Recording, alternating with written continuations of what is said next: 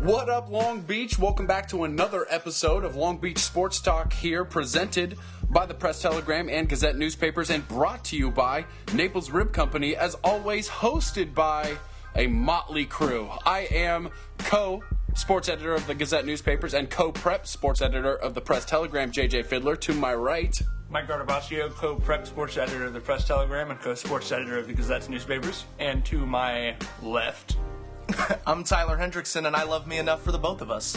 And if you want to let us know how much you love us, find us on social media. Twitter is the best spot. Give us a comment, ask us a question, say what's up. you can obviously go to the Press-Telegram and Gazette's websites and subscribe to the newspaper and our daily e-edition of the newsletter. And on any of those stories, you can leave a comment letting us know how you feel, or just shouting out your favorite player, or, you know, like your brother, your sister, your son, your daughter. They all want to hear from you. You can get at us and get at them through the website, GazetteSports.com and PressTelegram.com. This show, we're going to be talking a little bit about local football. I mean, it does feel like fall out there, so what else do you expect? A big event coming up here in the city of Long Beach, and another big event concerning local volleyball. So stick with us. We've got a great show. Long Beach Sports Talk coming at you.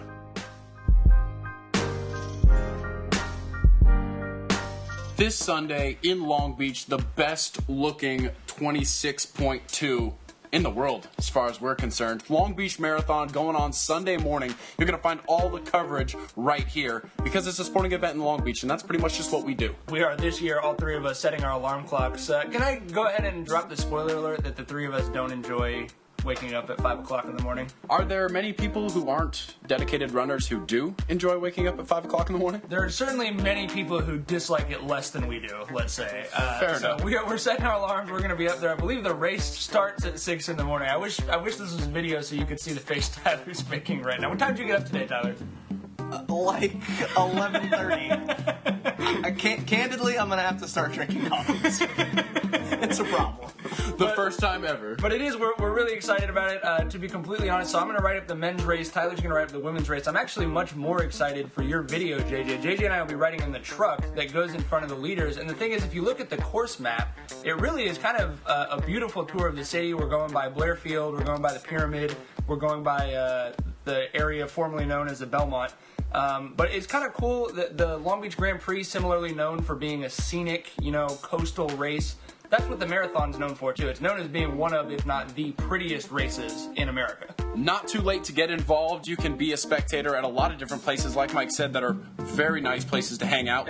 It's running by my house. Right, yeah. It's literally going down Atherton and Palo Verde over there. Long Beach State Campus, down on Belmont Shore, all the way across the ocean, just right there, where you can see the water and you can see the runners. Like Mike said, it starts at 6 a.m. All of the information that you really need is at runlongbeach.com. They've done a great job with this website where you can click on it and find out what you should wear, where you should be, where you should park.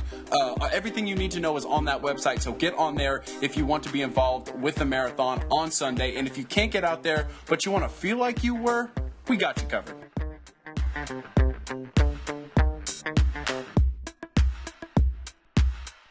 After Carl Crawford's home run, it was really loud, no doubt. But after the Uribe home run, I was jumping up and down, screaming at the top of my lungs, and I couldn't hear the sound of my own voice.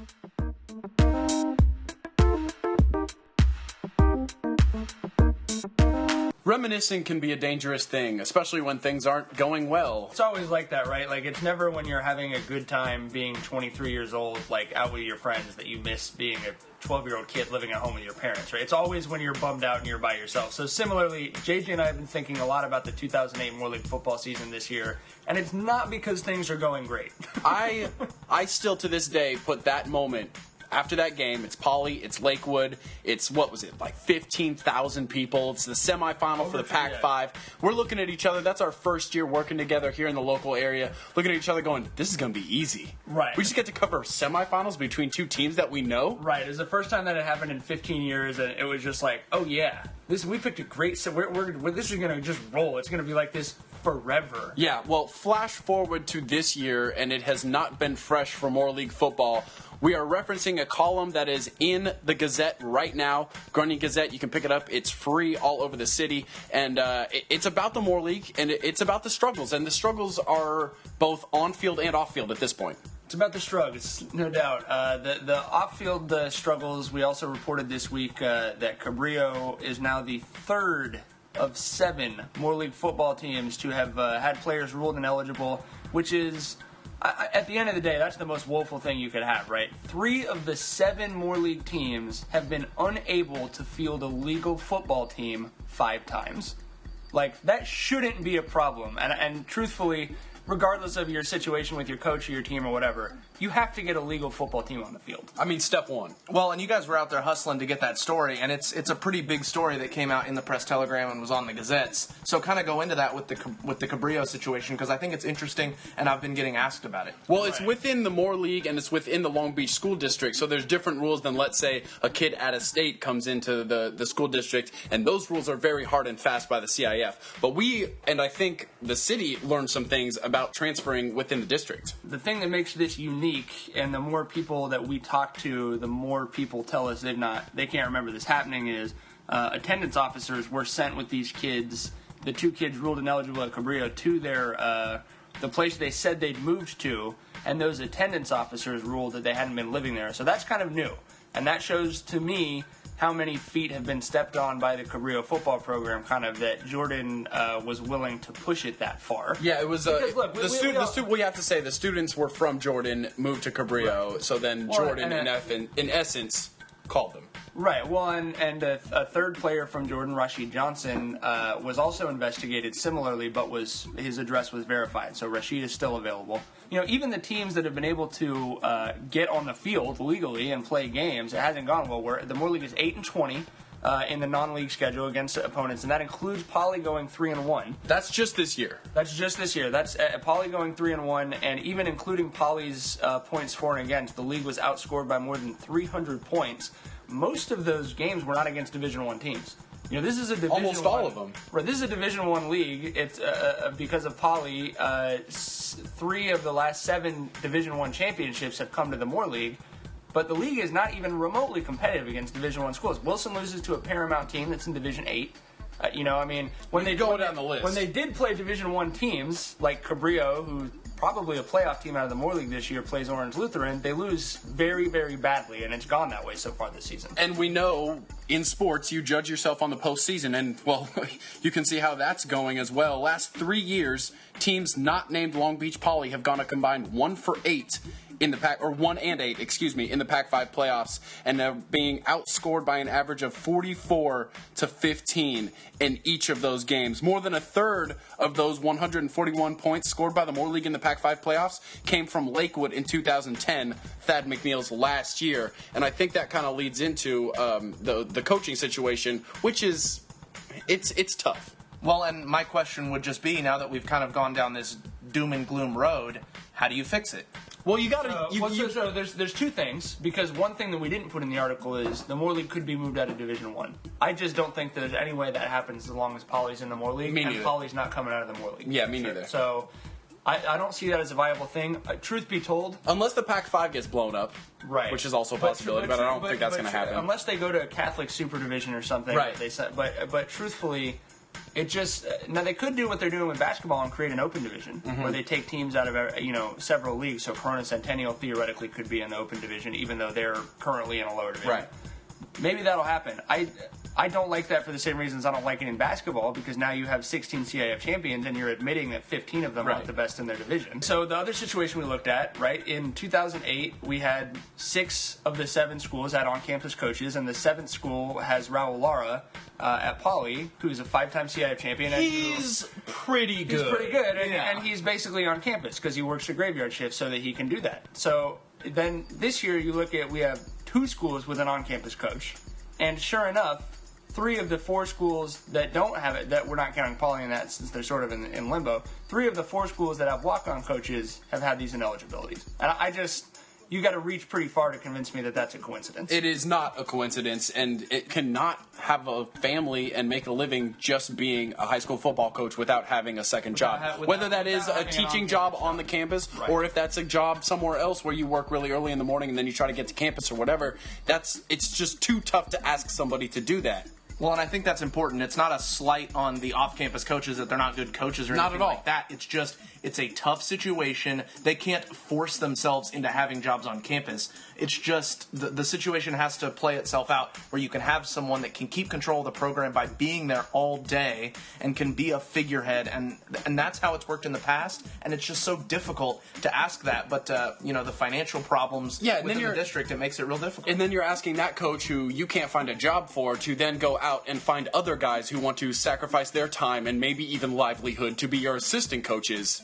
That's even more tough than actually being the head coach, I feel like. And look, the way it works is if you're an on-campus coach, right, you either have a CSO job where you're campus security or you're a teacher. If you're a teacher, you have built into your union contract and LBSD conference periods, which means for an hour and a half a day or an hour and a half every other day, you have a time that's designated for you to be in your classroom grading, or in this case, also taking care of your football paperwork. But, at the end of the day, it's a full-time job running a football team. And these guys are more than that. These guys are being asked to do it in a 3-hour window, basically. So it needs to, you're right, Tyler. I mean, who's to say that these three coaches, things wouldn't be somewhat different if they themselves were the ones who've been hired on campus? It's just keeping track of all that stuff on top of just not seeing your team until they're done with their school day. It's just such a different thing, and what makes us sad about it is we're reminiscing.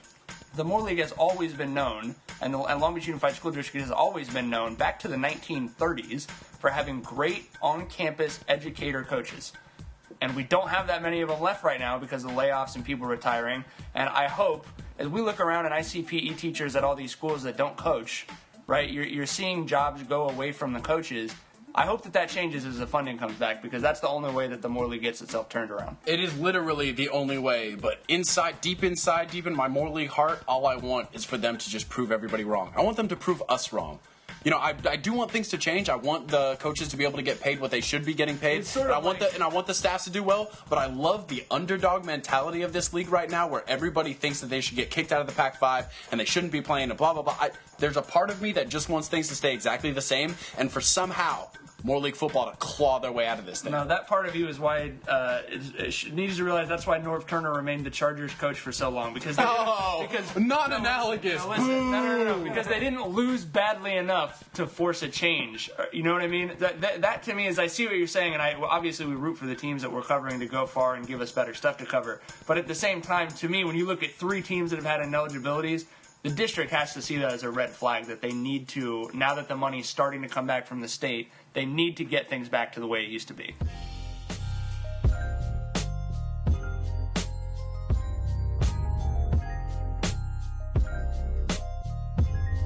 Another big event here locally this weekend, Saturday at Lakewood. It is the 9th annual Volley Fest, the Steve Lewis Volley Fest, which we have gone to since 2008. Look at that.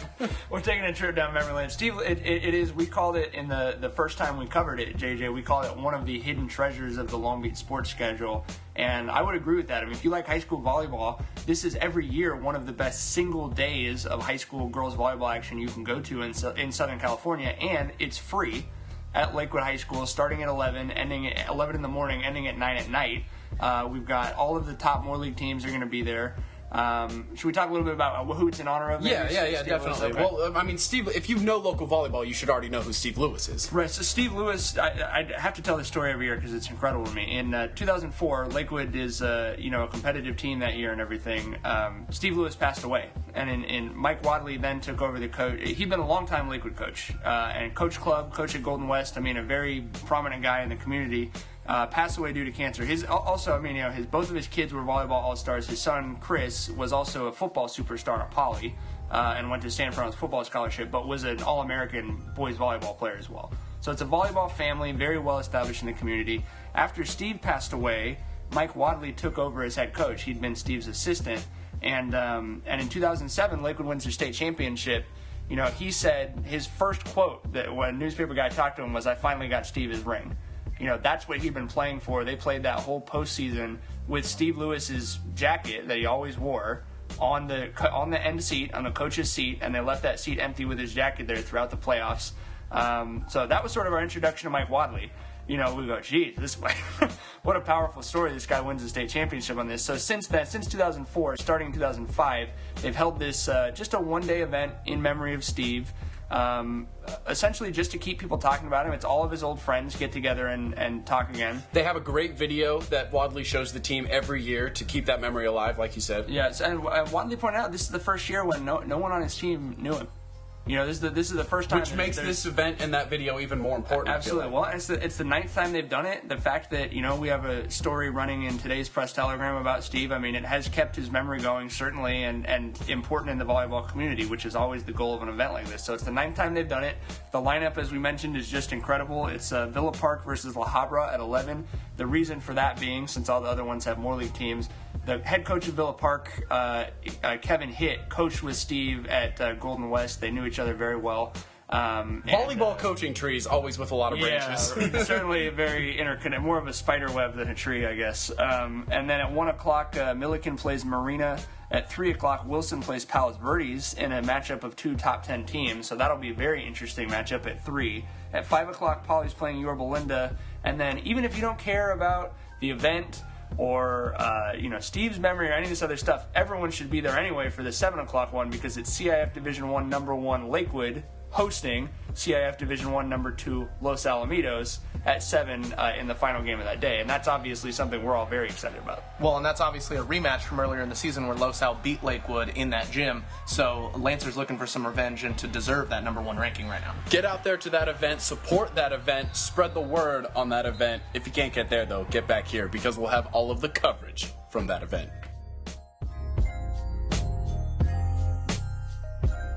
But this is supposed to sound like we're just talking. Well, theoretically, yeah. Do you guys see this story about the Kentucky Athletic School Board or sanctioning body or whatever they call it down there deciding that it is no longer it's no longer necessary for high school teams to shake hands after athletic events? At first, you scratch your head, and then you hear that there's been like a dozen instances this year, including a girls' volleyball game that ended in a fight during the post-game handshakes. But at the same time, isn't that why we're playing high school sports, is to learn sportsmanship and teamwork and all those things that are up on boards and the platitudes and stuff? I mean, there are actually coaches in Kentucky who have decided to make those teams shake hands before the game and say good luck, as opposed to shaking hands after the game and saying good game. Well, just to make, they didn't ban handshakes. They didn't ban them, but they made them not mandatory. Right. Yeah.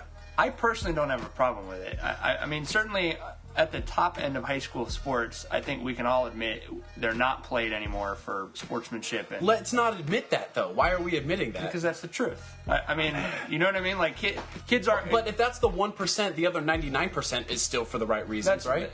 Well, no. I mean, I personally, no. Like, with our experience in high school sports, I don't think 99% of the people involved with it are there to learn life lessons. It's a fine line, and I would kind of disagree with you about it giving up, because to me, if you know, look, my school is filled with, kids who primarily belong to this gang, this school is primarily filled with kids that belong to this gang, and you know that there's going to be some kind of a problem, we've seen that happens in California, that they go, okay, look, 3 guys are going to we're going to do the captain's handshake or whatever, but we're not going to, with 5 coaches there, have 180 kids who might hate each other meet at mid. Those are special circumstances, but you would have to admit that would be a once in a while thing. That's not happening every day at every level, at every sport, at every school. I don't know Kentucky. Fair enough. Well, that's the problem. We're not there. We don't really know the situation. But if it's happened dozens of times, even at girls volleyball, it's like if you see it enough, you have to react. Yeah. And if they don't have the resources to have armed security, because there's certain rivalry games that we cover where they just have security there that are armed, that are ready, that they know when these kids are interacting, they're on watch. And if they can't have that, then don't tempt fate here. Because they're not going to change those kids' lives because they shook the hand of a kid they don't like. It's not even tempting fate if it's happened dozens of times. Right. It's kind of like hitting your head against a brick wall over and over again, expecting it to not be a brick wall anymore. The definition of insanity. Well, that just feels like it's the wrong message to send. It's like, oh, we tried to do this thing that was really important, but now it's kind of tough, so forget it. But to me, when you're going through hard times as a state or community or whatever, the best message is the best message that I want to see sent is we're not going to sacrifice reality for ideals. If the reality is we can't stop kids from fighting, we're not going to say, well, some of these adults want to feel like this is about teamwork, so we're going to continue to have you guys fight each other. Well, majority of the time, the way the adults feel ends up being the way the kids feel, though. That's leadership. Well, but the violence begets more violence. So if you know that you're not going to be able to prevent a fight in the handshake, don't have the handshake, because that violence will carry over off the field. So I would agree with that, because I would agree with that because that's a problem with Kentucky and their athletic board. If you can't control the field of play, then that's on you. That's not on the kids. To me, the kids that you're talking about, like if I'm just my kid, I just want my kid to learn the value of hard work and everything. My kid's no longer going to be playing sports if he's going to get beat up after 2 games a year. Do you know what I mean? To me, those kids and their parents start coming out of high school sports if you're presenting a situation that's not safe for them to participate in. So to me, that's like step 1, protect yourself at all times, right? Yeah. Make sure you're not putting your teams in situations where there's fights and where everyone has to keep their helmet on all the time because someone might be throwing stuff at them or whatever. So step number 1 is make sure it's safe. Then you get back to the higher principles and things like that we want high school sports to be about. It just doesn't sound like that's their priority. It sounds like their priority is we don't want to deal with it, so we're not going to make it necessary. Boy, Tony Romo made us look pretty dumb last weekend. If you weren't listening last week, we picked some football games. One of them was Denver-Dallas, and we had a conversation as to how many points it would take for us to take the Cowboys. It was around 17, I think. More than 3. And I don't think those teams were separated by more than 10 points the entire game, were they? Well, and I have they were down, but the Broncos were down by 14 at one point. But I have no problem. I have no problem with Tony Romo making me feel quote unquote dumb, because I was pretty happy with how that game turned out. So. Of course you were. Yeah, we were wrong on that game, obviously. You guys were right on Green Bay. I was wrong on that one. I took Detroit. And then we were all right. We were all right on Indianapolis. They haven't won in Green Bay since 1991. I got to start doing my research before we do these segments. But that doesn't have much to do with it is how bad their secondary is. I want to really fast touch on Tony Romo, because everybody's been talking about the swings back and forth with these Cowboys fans, like, oh, he Tony Romo'd that game, or, oh, I can't believe you said that, you're ridiculous, because 500 yards and 5 touchdown passes is arguably one of the better quarterbacking performances we've seen in recent time, and it was the best in Cowboys history, and yet all you hear Cowboy fans saying is he Tony Romo'd it. I mean, Tony Romo's kind of a walking Greek tragedy, isn't he? I mean, it's like he doesn't just break your heart, he builds it back up and you fall back in love with him right before he breaks your heart. Now, it's not his fault that they lost that game. It's not. He had the game of his life. He had the game of his life, and he's, in many ways, and it's blasphemy, but in that game, he outplayed Peyton Manning up until that very last bad throw, and it was a heck of an interception by Danny Trevathan. Oh yeah, let's give the but he had sort of like Broncos Peyton. credit. He had like a Peyton season squished into one game where it was just incredible, and then in the elimination, when he felt like he had to do too much because the defense wouldn't help him, or they couldn't run the ball or whatever else it was. I kind of was laughing about that. I take a little bit of issue with that. I mean, you're right. I think the point you made is like, well, is it close at the end if Tony Romo isn't Tony Romo? No way. You're totally right about that. However, I think, to me, people are too far in either direction on this, where Cowboy fans are like, oh, I'd rather have had anyone else at quarterback. Well, that's dumb. You would have lost by 30. Okay? But the people who say, we had a great game, that's not his fault, it's like, but he did get picked off by a linebacker at the moment you can't get, and it wasn't a good throw. And he does. I mean, it's not like it got tipped and it went up in the air. It's like it was a crappy throw. It's a bad read because he had another guy wide open in the flat. But here's the thing: it's like this is his big character flaw. This is the book on Tony Romo. Yeah. He crumbles down the stretch. But because he played so well and they were only in that game because of him, instead of Cowboys fans saying, oh, Romo's great, stop worrying about him, or oh, Romo sucks, what they need to do is focus on, he's a great quarterback for most of the game, most of the time. We need him to improve in this area if we want to contend and win the Super Bowl. They're going to be in the playoffs. Just bring in a closer, right?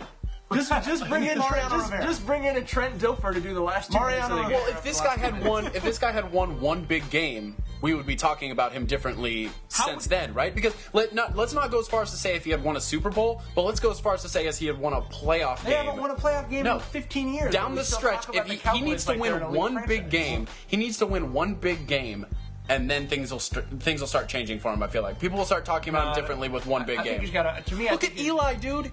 Look at Eli. We talk a lot differently about Eli. Multiple Super Bowls. I think he's got to win a championship at this point in his career, especially with the money he got this year.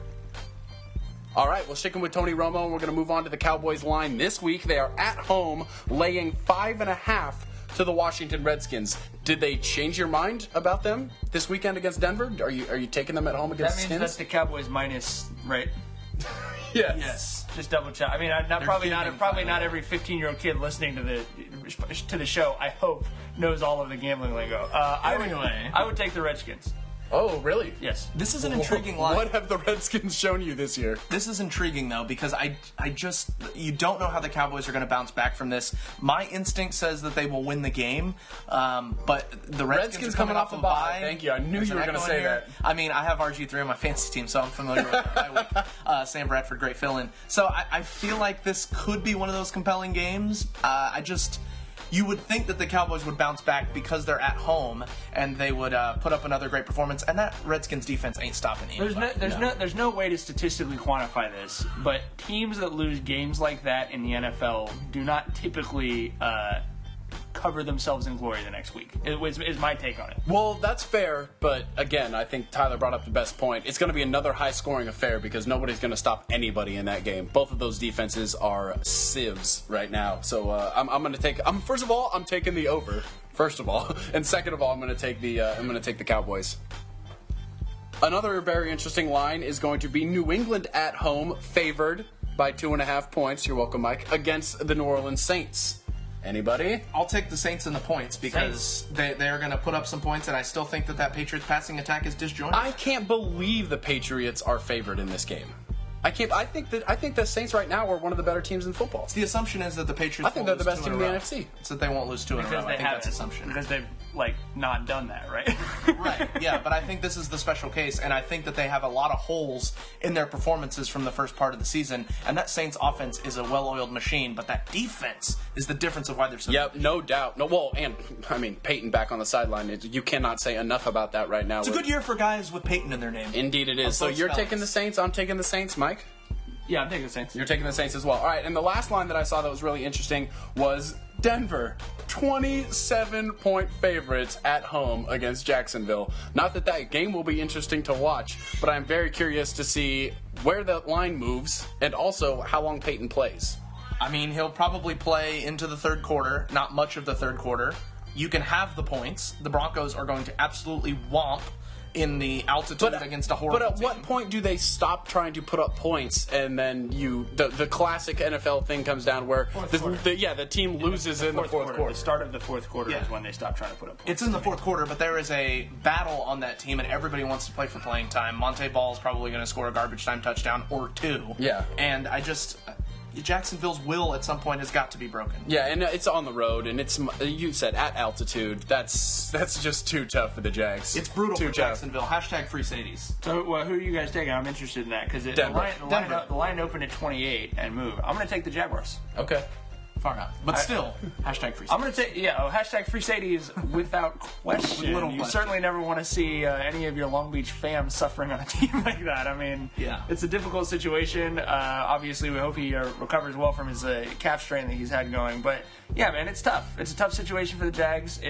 They're on as historic as the Broncos start is. The Jags start, unfortunately, is just as historic, and it's not been pretty to watch.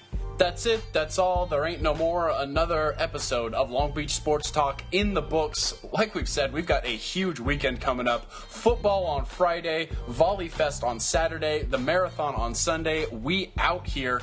Get ready for it on the website and in the newspaper all across the city of Long Beach. We have got you covered. For everybody involved in those newspapers and involved with this show, for Mike, for Tyler, for Vincent. JJ. For JJ. You are JJ. We will see you out in the streets this weekend, Long Beach. Take care, everybody. Ciao! I thought I had that time for everywhere in there. I wasn't anticipating.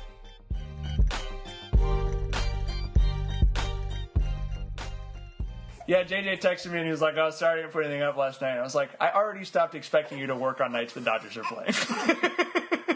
It's real out here, dude. I know. It is real. My favorite part of the whole weekend, the whole experience was my friend John and I really just turned our section out, dude. We had him chanting stuff. We turned the tomahawk chop into go home to every Braves fan that walked out. It was awesome.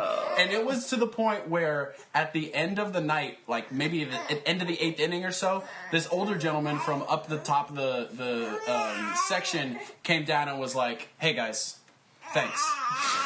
Thanks. That was a blast. Awesome. You guys were great. That's awesome.